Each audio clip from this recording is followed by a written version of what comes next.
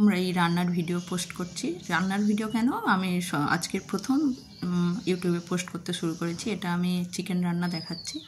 তো প্রথমে পেঁয়াজ, আদা, রসুন সব ভেজে নিলাম। এটা বাটবো, আর তারপরে এটা বেটে তুলে নেব। আলু গোটা গোটা দিতে ভালো লাগে, ভেজে নিয়েছি। তারপরে কড়াতে তেল দিয়ে গরম মশলা, শুকনো লঙ্কা, তেজপাতা দিয়ে মাংসটা চাপিয়ে একটু ভেজে নিয়ে তেলের উপরে, তার উপরে মশলা দিয়ে দেব। নুন, লঙ্কা, হলুদ যেমন দেয় আর কি, মশলা দিয়ে ভেজে তারপরে এই পেঁয়াজ বাটাটা কিন্তু বাটবো। পেঁয়াজটা বেটে নেব, বেটে নিয়েছি দেখো। তারপরে মাংস ভাজা হয়ে গেছে, এবারে এতে মশলা দিয়ে কষাবো। মশলা দিয়ে কষাচ্ছি। কষানো হয়ে গেলে জল গরম করে এতে দিয়ে দেব। কষানো হয়ে গেছে, টমেটো দিয়ে দিলাম।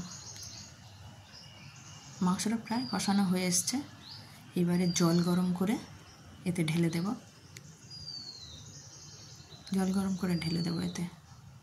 আর কষানোর সময় আমি একটু মিট মশলা দিয়ে দিয়েছিলাম। ভাজা পেঁয়াজ, আদা, রসুনকে বেটে নিয়ে এই মাংস ফুটে উঠতে দিয়েছি। তারপরেও কিন্তু বেশ খানিকক্ষণ ফোটাতে হবে। এটা ফোটানোর পরে গরম মশলা দিয়ে মাংসটা নামিয়ে নেব।